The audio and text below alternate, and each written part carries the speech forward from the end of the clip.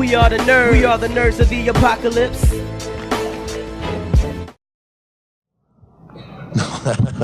I hope everybody's having fun at the con, but let me tell you a little bit about myself.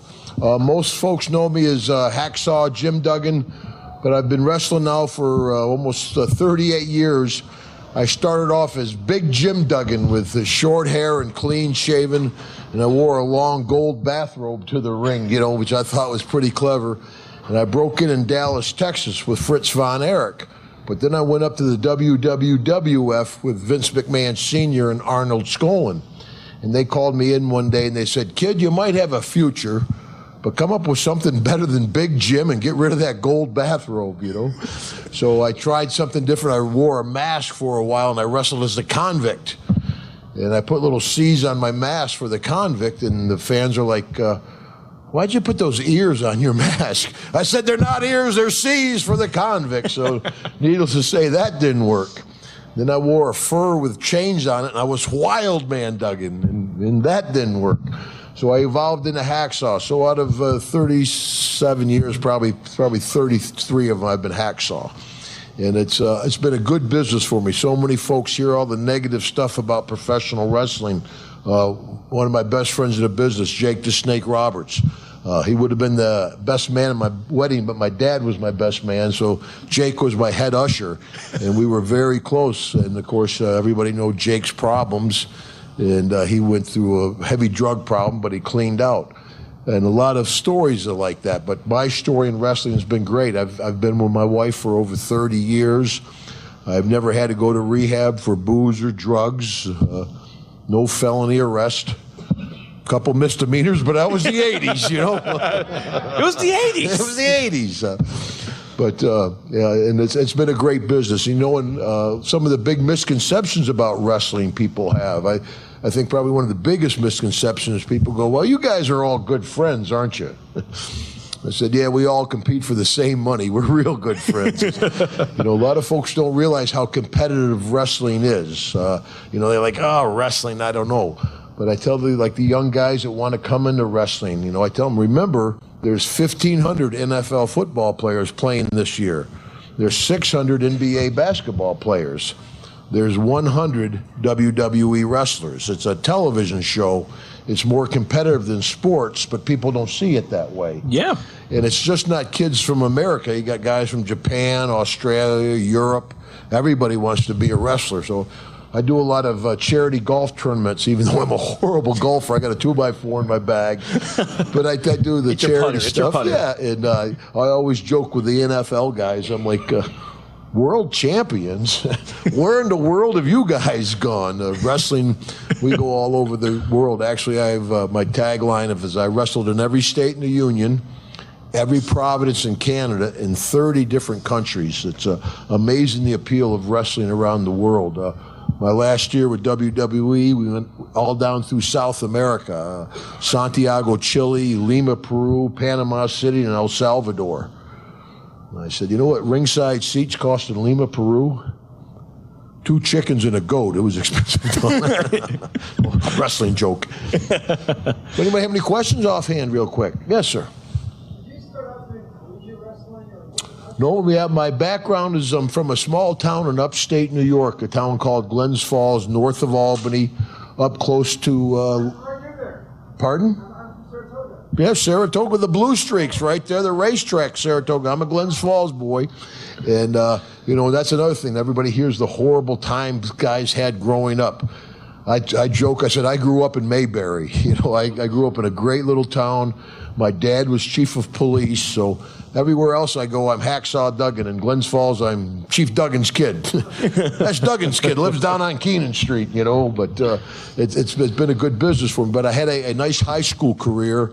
I won the New York State High School Wrestling Championship my senior year. My shot put record from 1973 still stands today. I'm like, what a bunch of wimps up there in Glens Falls. I don't know what's going on. But football was my main sport. I was recruited by Ohio State with Woody Hayes, Penn State, Joe Paterno. But I ended up playing my college ball for Southern Methodist University in Dallas, Texas. And just on a fluke, I met Fritz von Erich. And I wasn't a wrestling fan growing up. And he was like, you might want to try wrestling. I'm like, no, I'm playing football for 20 years, you know. So I went to the Atlanta Falcons in 1977, got hurt during preseason. I had 2 knee surgeries. I went up to Canada in 78, played with the Toronto Argonauts for a while.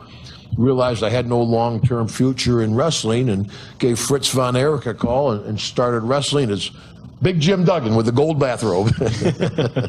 Yep. Yes, sir. You mentioned Fritz von Erich. Is there any other wrestlers like Saturday morning? I used to watch you know? Mm-hmm. And Dusty Rhodes and all those fellas. Excuse me. That's Legends. better than old timers, brother. You're all right, man. I joke because Flair and Hogan still call me kid. So as long as they stick around, I'm a young guy. But go ahead. Who are some of the guys that particularly under the wing? Well, who was actually very instrumental in my career was a guy named Bruiser Brody. Brody was tragically stabbed to death in Puerto Rico years ago. But when I finally became Hacksaw, I was out in West Texas. And I was a bad guy working out in West Texas. And back then, it was before it was sports entertainment. If you wanted to try one of the wrestlers, you sign the waiver, you come up in the ring with us. And so we had to fight every local tough guy there was, But just getting back and forth to the ring was very dangerous. The people would spit on you and punch you and kick you, if I was a bad guy. And so I'm sitting back in the dressing room. I'm all covered with loogies and bruises. And Brody comes in. He looks at me. He goes, Duggan, he says, if you carry something to the ring, forget those feathered boas and sequin robes. He says, carry something you can use. And I'm sitting there and I'm like, well, here's a piece of wood. And I picked up that 2x4. I came out yelling, waving that 2x4. It was like parting the Red Sea. Then people scattered.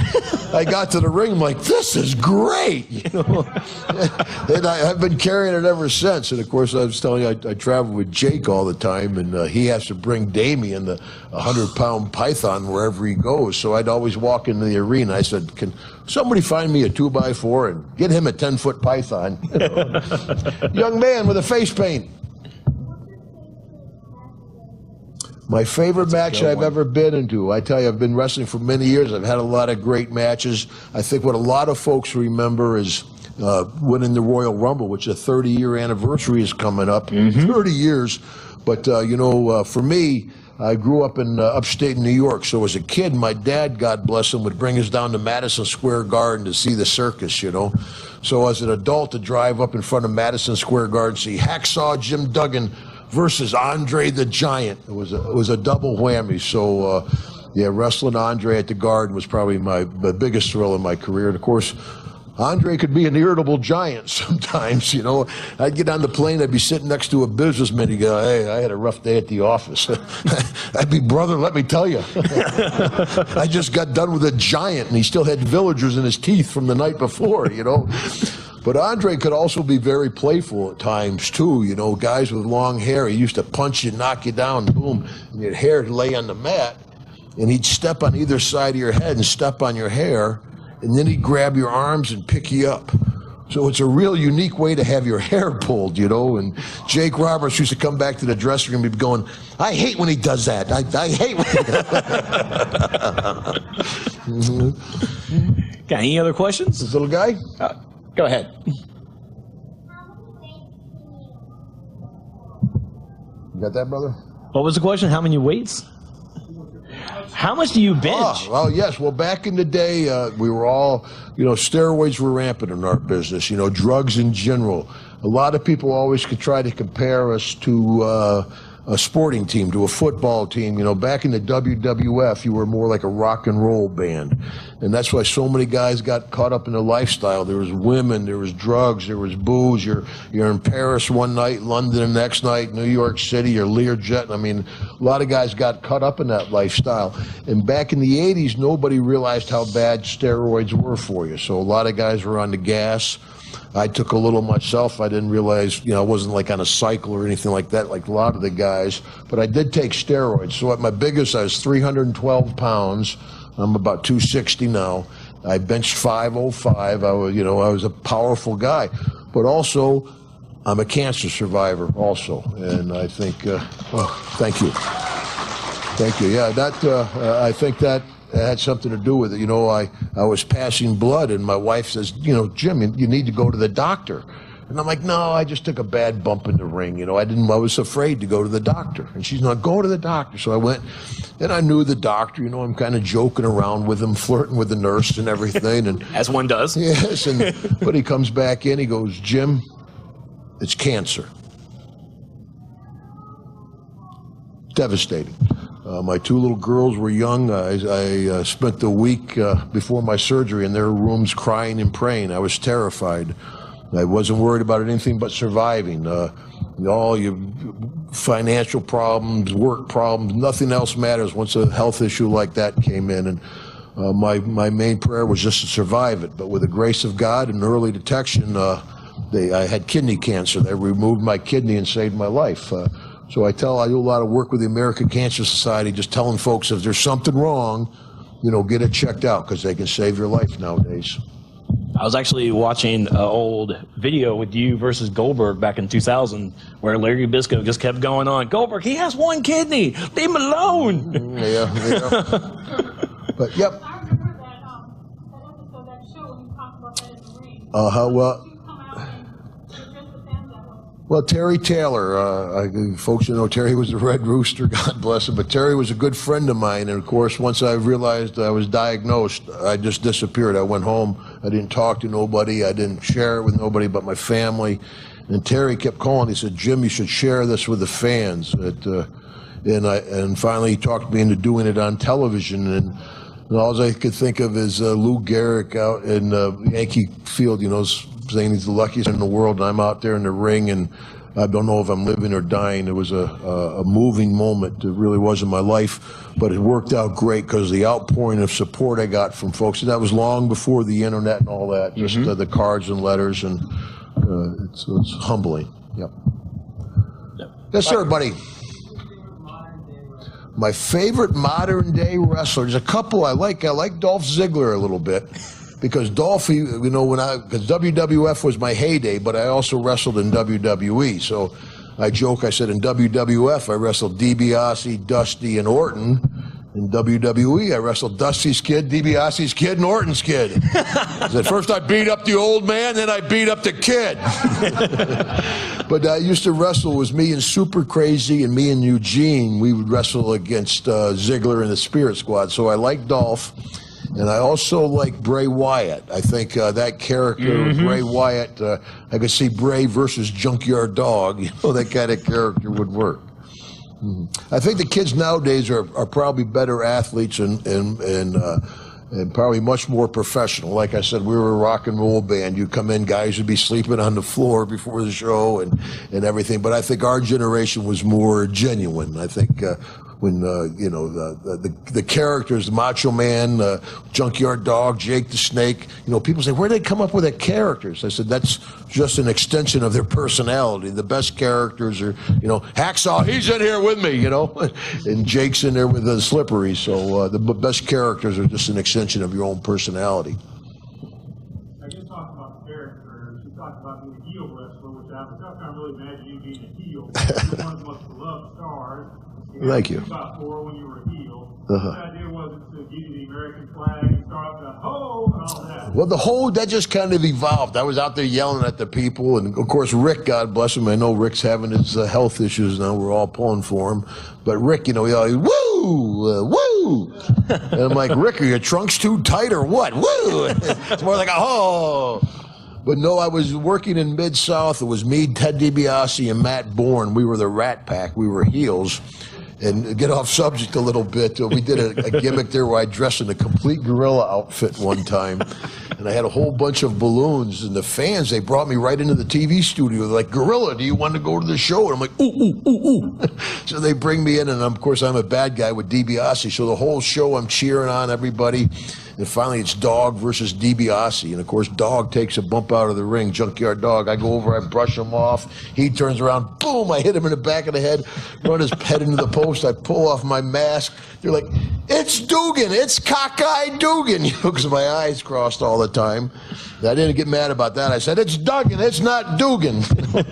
But anyway, when Ted hooked up with Skandar Akbar and went against America, that's when I started carrying the American flag, and I tell you, it's been my honor to carry our flag all over the world. And it's a moving time to be standing in front of everybody. Pontiac Silverdome, 93,000 people standing there with the American flag and have everybody chant USA, and that's why now people go, you ever get tired of it, Hacksaw? I said, get tired of it.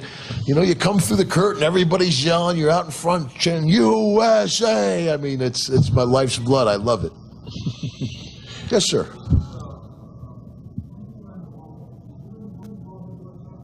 No, I was never world heavyweight champion. I won the U.S. heavyweight champion when I beat stunning Steve Austin so bad he had to shave his head and change his name to Stone Cold. He'd still be stunning Steve if I didn't beat him. I think I should get a kickback on all the bread he's making. Right, yeah. It was one of the Hollywood blondes, but yeah.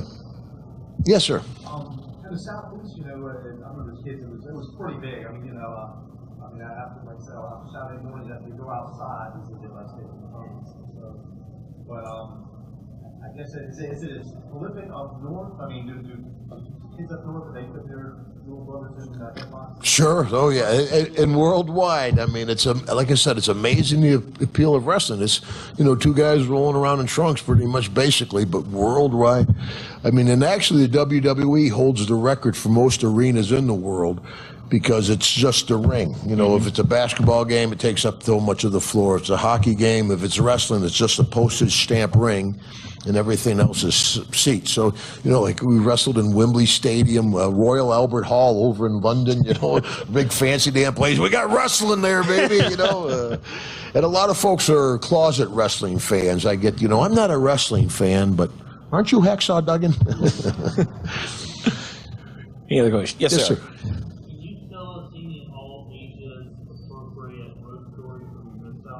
Oh, sure, yeah. Well, yeah. There is. Well, that's like I was saying. I do a stand-up show, and Jake and I were doing a stand-up together. We did one in Nashville, and the next day in the newspaper, the critic was like, Jake was Hustler, Duggan was Disney. So I try to keep it family. But I'll tell you a little story about Jake, because like I said, we travel all the time with Jake, and he'd have that 110-pound python, and he'd keep it in a duffel bag, and we'd throw it in the back seat, and we'd drive from one town to another. Of course, it was a horrible life for the snake, and the snake would always try to get out of the bag. So, thanks for that fear now. I'll never trust a duffel bag now. So we're in like Mississippi, Alabama, somewhere. We're late for a show, and we got a big rented Lincoln Town Car, and I'm driving down the road. And Jake and I, we had a theory back then: if you're going to be late, be so late that they're happy to see you, Thank God you made it, instead of where the hell you been? Thank God you guys made the show, So we're driving down the road, and the snake is in the back seat, and boom, he gets out of the bag. So boom, I look in the mirror, and this big giant snake head is over my shoulder, And people are like, well, it's a python, it's not poisonous.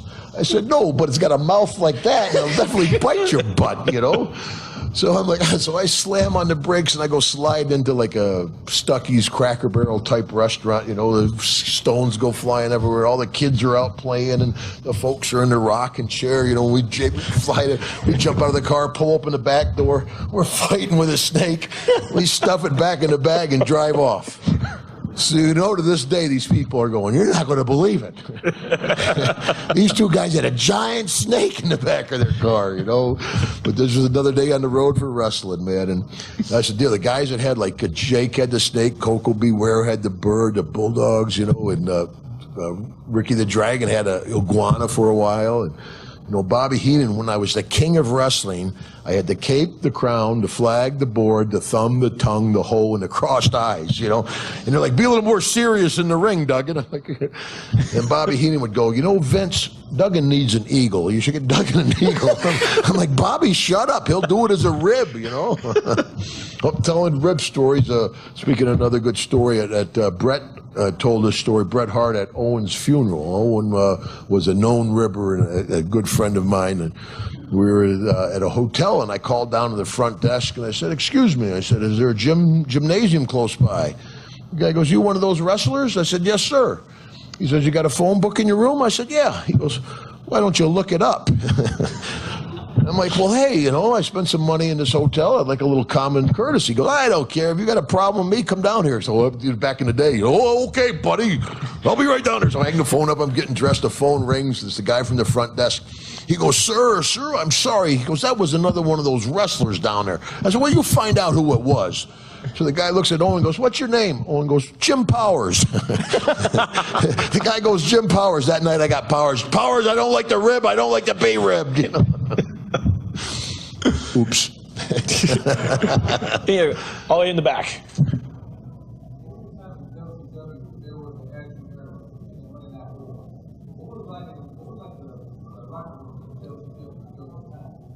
That time, the Monday Night Wars were very stressful for wrestlers. I mean, because if, you know, everybody pays attention to the ratings. And so it was WCW against WWE in head-to-head. And they would watch the ratings. If you're on against this guy and you're down and he's up, you won't be on the show again. So it was very competitive. I mean, you really wanted to bring your A game. And that's why it was so good. That was a moment in wrestling, because you got the cream of the crop of wrestlers. And like I said, it is a very competitive business. But everybody's pulling all the stops out on that Monday night stuff, because that was... If you were on and you did like a 2 and the other guy did a 6, boom, you were off the show. So it was a competitive time in the business. But a great time for the fans. A lot of folks love that Monday Night War period. Yes, sir. Well, you know, of course, I'm an old timer, so I like the old stuff, you know. And 90% of the folks I talk to, a lot of times, you know, the network which give it to all us older guys a new life. But of course, there was 100,000 people at WrestleMania last year, and there'll be another 100,000 at the Superdome this year. So it's still a popular product. But you know, I think a lot of folks think there's way too much talking, and have Hollywood writers doing the writing. You know, I went back for a show, and I have this young guy come up and goes, Mr. Duggan, here's your verbiage for your interview. How's some punk kid going to tell Hacksaw Duggan how to cut his interview?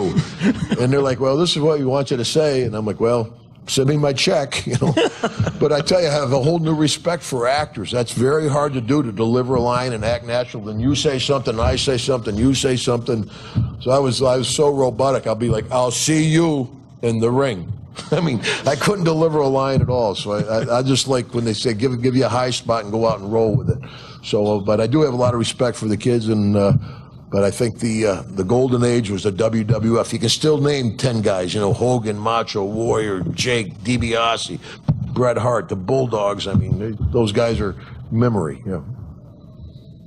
How does it feel to see so many of the next generation from the guys that you've wrestled into the ring, seeing their offspring come in? Well, into the second generation guys, I mean, that's the guy I learned the most from was Ted DiBiase. You know, Ted was a second generation. His dad was a wrestler. Jake the Snake Roberts, his dad was a wrestler.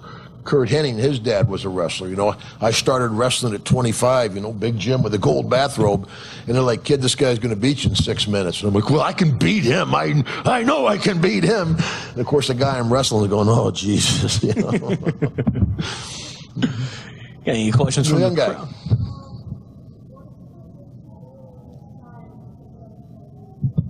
What was the question? Most humiliating time. Most humiliating time in the W. What I had trouble was with not too much in WWE, but when I was with WCW.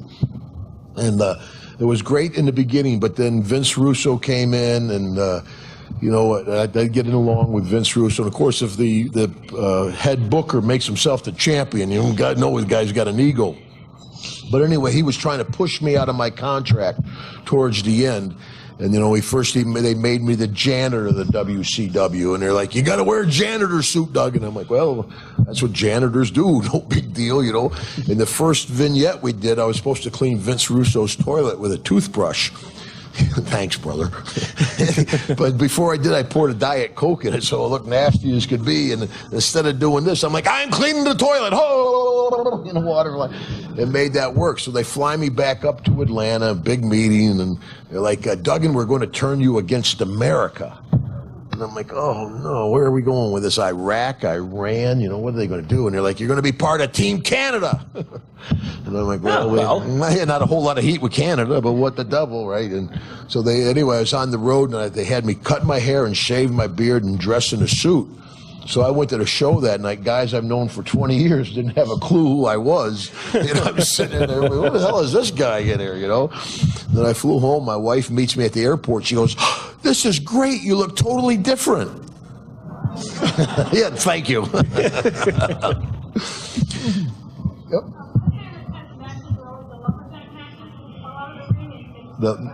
Right.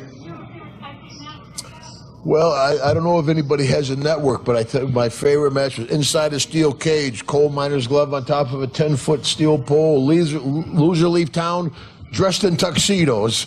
That was me and Ted DiBiase. We did a whole angle through the Southwest, dressed in tuxedos. We had a best dressed man contest, and that led to the tuxedo match. But yeah, I like the more stuff, the better. It's like you said, a lumberjack match. The more guys out there, the more action you can have. Okay. Yes, sir, in the hat. Nope. Oh, sorry.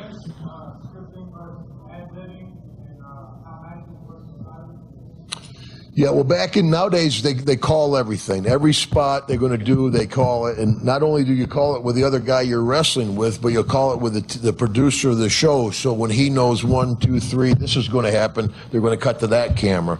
4, 5, 6, they cut to this camera. So everything is choreographed. Back in the day, we'll be like, hey, I'll see you in the ring, brother.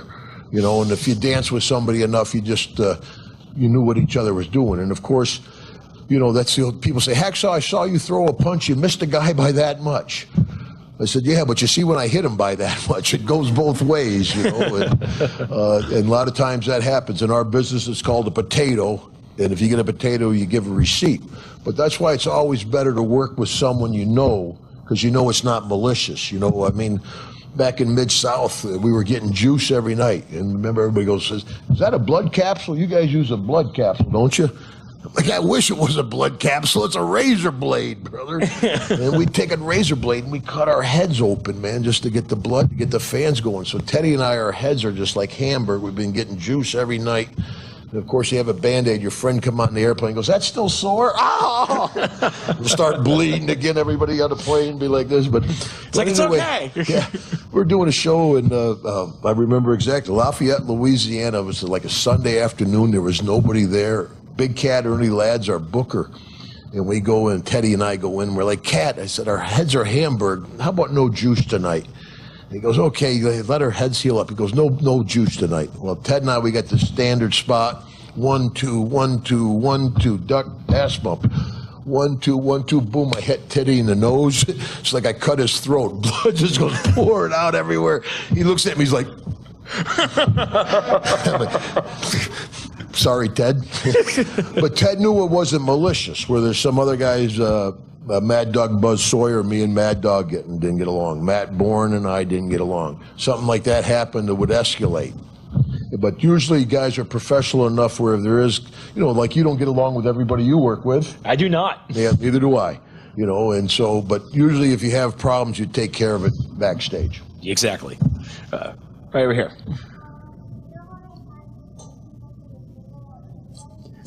I'm not a big table putter thrower guy, but I 2x4 those son of a guns. Clean that up good, didn't I? Yes, ma'am.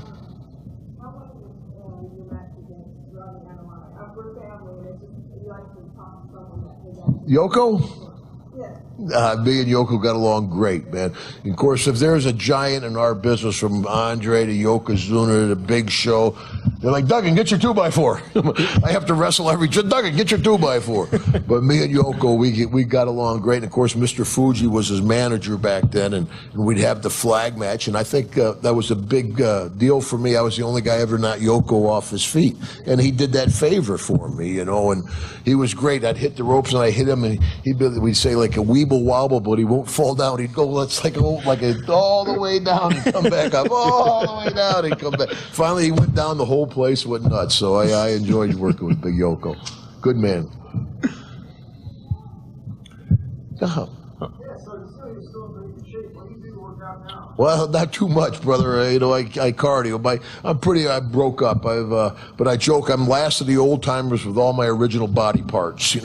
Foley's got a new shoulder. Jake's got a new hip. Teddy's got 2 knees. I come in my original packaging. Yes, sir. My favorite pay-per-view, I think it might be the Royal Rumble. Ho!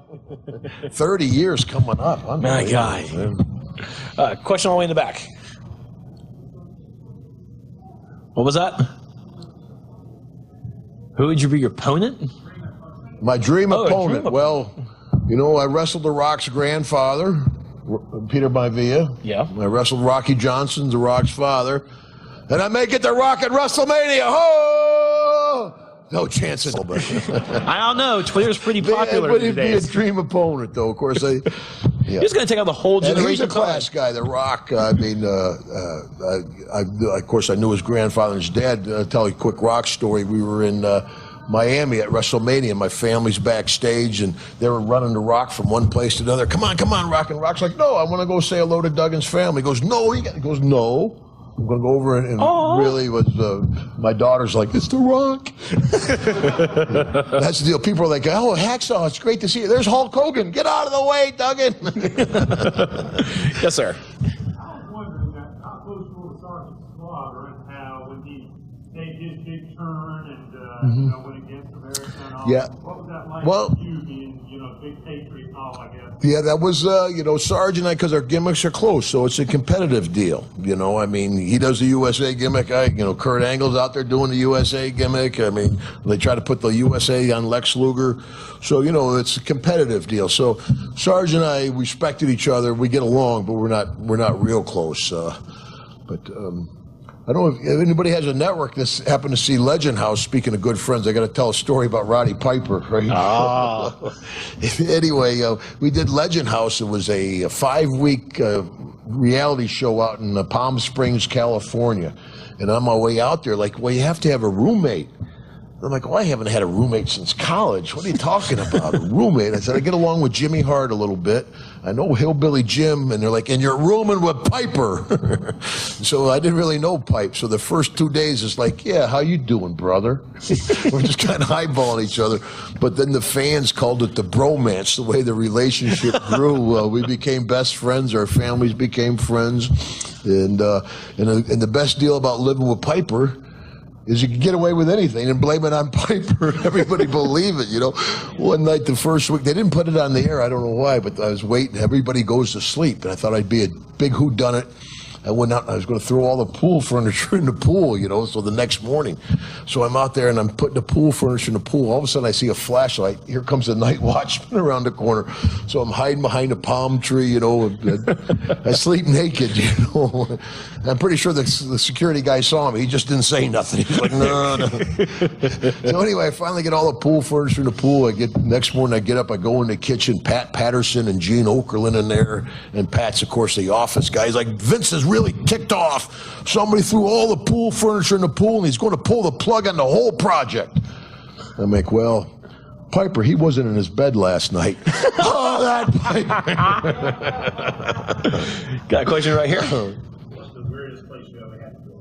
Oh, man, we do matches everywhere. Probably a rodeo arena that where it rained before and they had us bring us out there on tractors because of we wrestle at anything, bars, I've wrestled in bars where they have short rings so you don't hit the ceiling. Actually, I just did a VFW hall in Green Bay just last month. And I had my 2x4. I stomp around the ring. I do my whole deal. Knock the panel off their ceiling. I got Duggan. Yes, ma'am. Do you remember a time in the ring that one of your opponents that maybe got a little too serious? You said this. Ooh. Stress it a little bit. Yeah, I've had trouble in the ring before. But what's worse, because see guys, Matt Moore and I've had documented trouble in the ring, and I beat the devil out of him. But that's another story. But anyway, when you Snitsky, big Gene Snitsky, I don't remember Snitsky, he was W, and I'm wrestling him over in Europe, And boom, we're working. All of a sudden, we had this whole thing lined up, and he just went totally blank. I could tell. He's like, and so he didn't know what to do. So he just almost knocked me out. He hit me between the eyes, like, boom. I hung on to him. He goes, "What am I doing?" I said, "Stand still." He goes, "I am." The rest of the building is going around like this. He almost knocked me out there. But yes, sometimes people miss. Yes, little man. That's all right.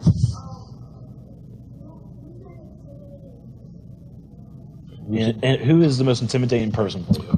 Who's the most? I think after Andre the Giant, it's all relative, young fella. You know what I mean? Andre, he's 500 plus pounds, 7'2", I guess, at his biggest, and he'd paw you around. He'd just push you like a bear, And of course, I'll tell you an Andre story. He was so big.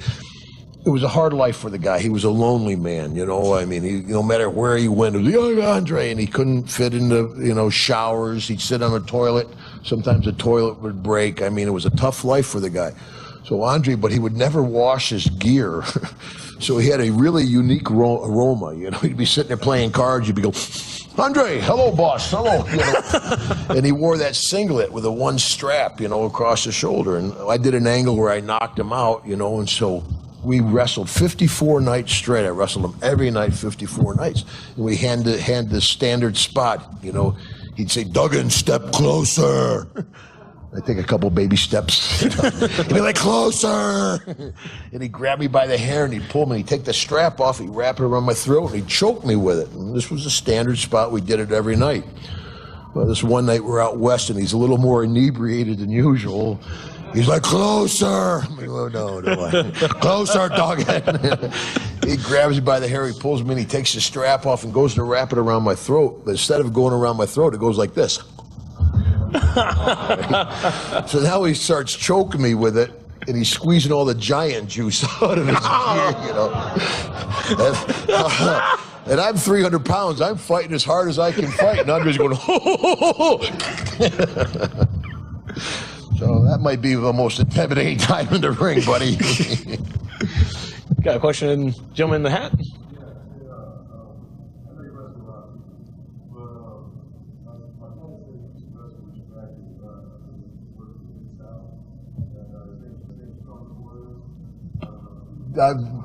Yeah, probably know him if I saw Tony. Yeah, the Mid-South, that was a great wrestling territory. Probably 80% of the WWE Hall of Fame guys came out of Mid-South because you'd wrestle 9 times a week. You'd do double shots on Saturdays, double shots on Sundays. So not only did you learn your ring work, but your interviews. You wouldn't do one generic interview. You'd do an interview for every town. And if Bill Watts didn't like it, boom, do it over. And a lot of guys, they have the physical attributes to be a wrestler, but they have trouble on the mic. Some guys can't talk, but some guys can talk on the mic, can wrestle in the ring, but can't handle the road. I mean, all my family's videos at Christmas time, everybody's sitting down, I've got my bag, "Bye, everybody." As I'm walking out the door, everybody else is sitting at the table. But that going in, I just recently did a talk show in Atlanta with this young kid about the WWFE. And we're sitting there, he goes, "That Vince McMahon, he treats us like pieces of meat." And I looked at him like, "Well, son, what the devil you think you are? You want a friend, go buy a puppy, Vince is your boss, he's not your friend." So yeah, I never expected him anymore to be a boss. And that's all he is, that's for sure. And to make it in our profession, though, you have to work for him sooner or later. In the back.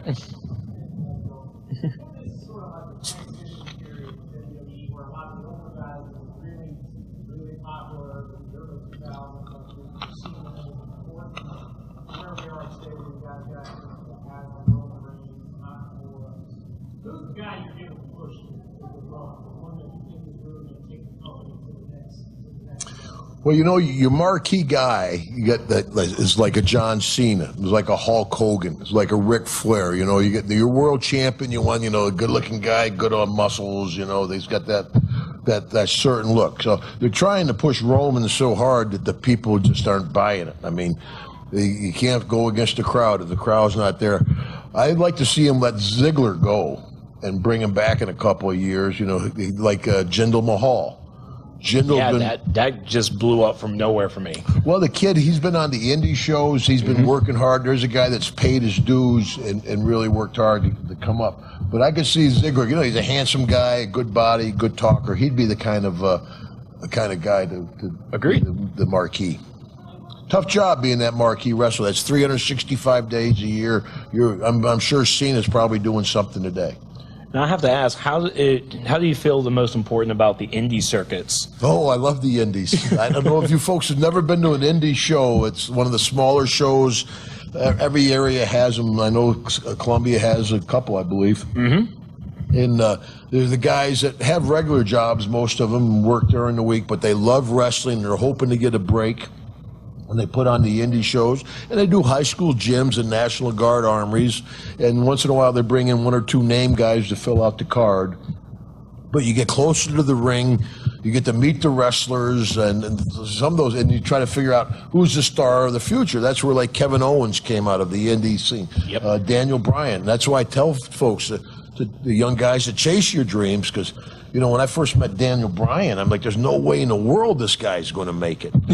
You know, but there's a guy who had the drive, the desire, the work ethic to become a big star. I first knew of Daniel Bryan when he was in the indie circuit in England. Yeah. And then he just came here and blew up. I was really happy. Yes, Low Man.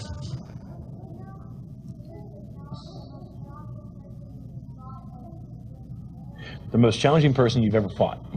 That's usually one of the young guys on the independent shows, brother. You know? Of course, people say, you still wrestle, Hacksaw? I said, well, I still go to the ring. I don't know if you call it wrestling anymore. But I joke, I said, all the kids I wrestle now are 6'5", 300 pounds, 25 years old. And they come up and they're like, very respectful, very nice young guys. But they're like, Mr. Duggan, are we on TV tonight? I'm like, I hope not, son. I'll tell you. Try to relax out there, kid. It's a big crowd. I'm like, where's my 2x4? All the way in the back. My most debilitating injury was a ruptured Achilles tendon. But injuries are part of a problem. I had a one-man gang ran my head into the post in Mid-South. That I was in the hospital for about 5 days. But joint injuries are a problem. I've had 10 overall surgeries, 4 knees, 2 wrists, a shoulder. So, you got 2 guys out there flying around in front of millions of people on TV. You're going live as you can go. You just try not to hit in the X-ring. Everything to the body is pretty live, and that's why guys get hurt. And they keep pushing the envelope, trying more and more stuff. And so probably even like Shane McMahon jumping from the top of the cage to do that, and that's why, back in the day at DDT, that was a finish. The guy 1, 2, 3, that's over. Now it's a high spot. You wonder what's it take to win a match. Maybe a guillotine or something. Yeah. Yeah, all the way over here.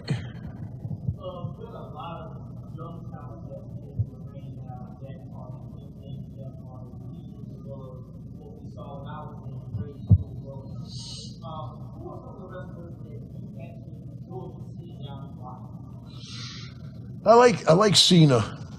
I like Big John because not only is he a gentleman, but he's a good wrestler. And there's another guy who, when you saw him with the half pants, you can't see me deal. I'm like, there's no way this guy is going to make it. Dr. Thugonomics. Yeah. I remember. Yeah, but nowadays they have the Performance Center in Orlando. And so if they find 1 or 2 guys on the indie circuit that look real good, they bring them down to Orlando. They have a NFL-style facility, granite countertops, a training room, weight room. It's a beautiful facility. They have 6 rings in one room, and it's all videoed so Vince can watch it from Stamford, Connecticut. And so they develop the talent and then move them up from NXT to either SmackDown or Raw. But the one criticism of that is that you're learning all from one group of guys. Back my generation, you'd work in Georgia for a while, then you'd go to Minnesota, work for a while, you'd go to Texas for a while. So you learn to work different styles. Now they have, everybody's learning from one group, but still a very successful show. Yes, sir.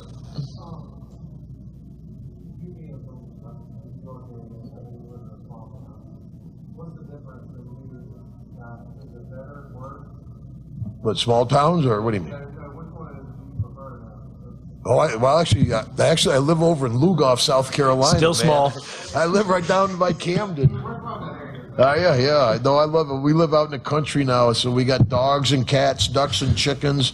My wife just got a pot-bellied pig. I enjoy living out in the country. I get enough big cities. Of course, last night I was up in State College, Pennsylvania. I did a minor league baseball game and flew back. I'm taking next week off, but the following week I'm in Nashville, Tennessee. So I see enough big cities on the road. I enjoy sitting on my porch out by my pond, play with my golden retriever.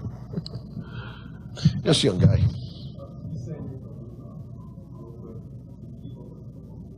A little bit. My daughter's graduated from LE.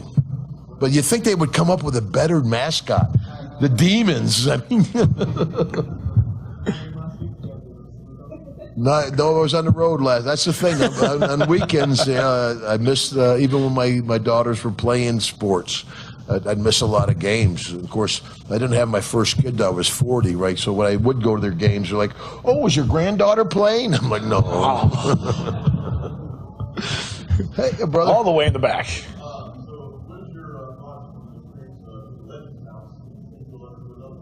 Yeah, they're talking about doing another Legend House, but they want to use the Generation X guys. We joked about it when they did it with us. I said 10 years earlier would have been great. Now you got a bunch of old timers, 10 o'clock. Good night, everybody. Good night.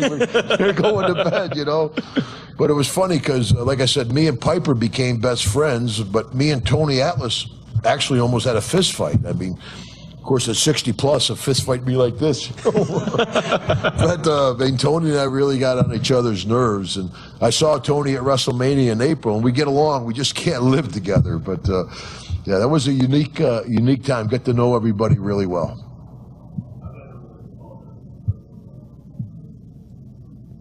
I didn't hear, brother.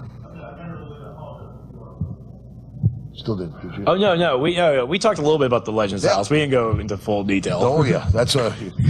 Yeah. Yes, ma'am. What made you want to do wrestling? Well, wanted to feed the family. No, at first I thought I wanted to be a football player. I wasn't sure how long I'd be a wrestler. But, once I started it, and, back then it was a very closed society, wrestling. Now everybody knows about it. It's on the internet. Everybody's smart to the business. Back then it was a very closed society. Kayfabe was very strong. You speak Arnie, you speak Carney. People couldn't understand you, and so Fritz von Erich gave me a huge gift, opening up the door to let me into pro wrestling. And then once I got into it, I fell in love with it. Yes, sir. I was wondering, WrestleMania week, a lot of us get to watch on TV, and it's going to become a big thing where you have all these things throughout the week. Tell us a little bit about what it's like, Hall of Fame ceremony where everybody gets to get together each year and all, and what that's like for each year. Well, that's it's amazing. Nobody ever thought the WrestleMania would become the show it is today, and of course, nobody thought the WWE would become what it is. But I mean, it's a crazy time. I bring my family down. I have 2 daughters, and of course, it's exciting. Just the atmosphere. There's thousands of people, hundreds of people out in front of the hotel where you stay, and you have all kinds of events. And anywhere you go, they have a police escort, motorcycles driving you around. I mean, it's exciting, and and performing in front of thousands and thousands of people. Even back when, of course, before I had my eyes fixed, I did WrestleMania 3, with 93,000 people, and I went out and I hit the Sheik and Nikolai with my 2x4. I came back to the dressing room, all the guys were like, Duggan, how's the crowd out there? I said, well, without my glasses, the first 3 rows are full. I don't know about it anymore, but yeah.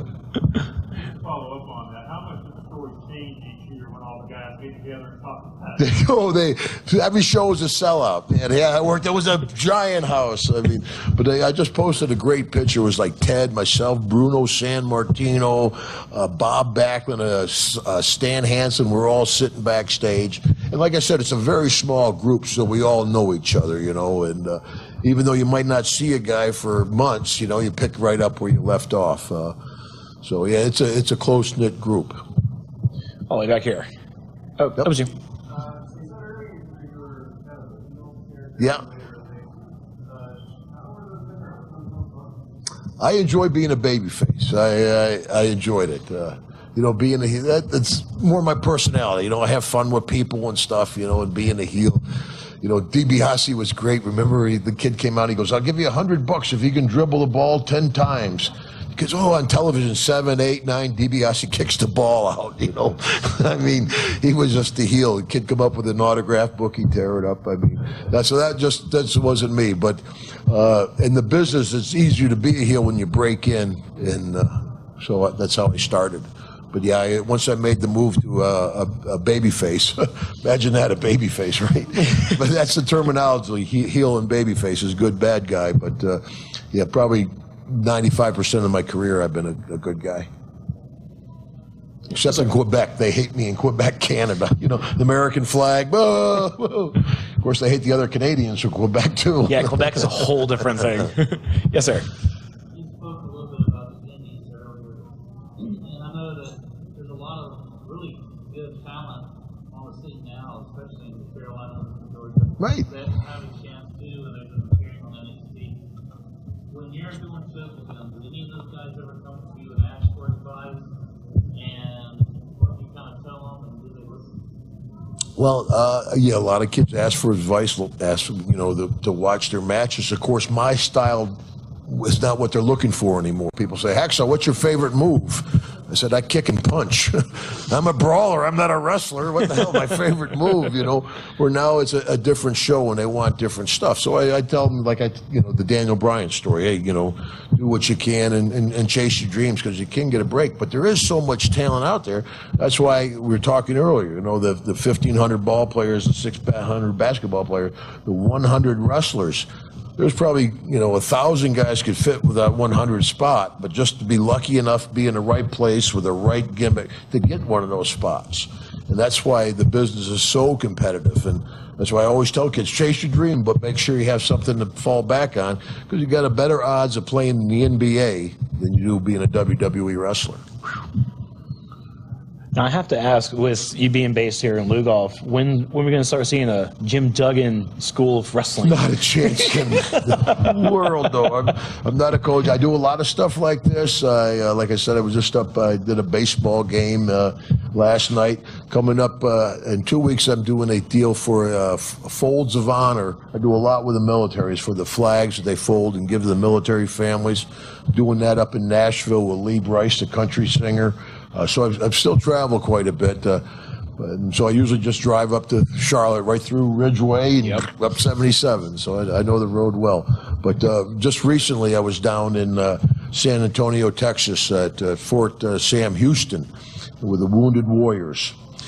And I tell you, it was a moving time. We were out, and the guy that comes in, he says, Hacksaw, he said, these boys are excited to see you. But just be aware, there's going to be some messed up kids. And I tell you, the first guy I walked into, his, God bless him, his face burned off, you know, no nose, no ear. Hacksaw, Duggan, I love you, Hacksaw. Give me a hug, you know. And the other guy comes up, he goes, Hacksaw, boom, sign my leg for me, you know. And I tell you, you see kids like that, and you see that jack-off Kaepernick and them other people taking a knee. It's just wrong. But that's all I want to say about that. How about that, young guy?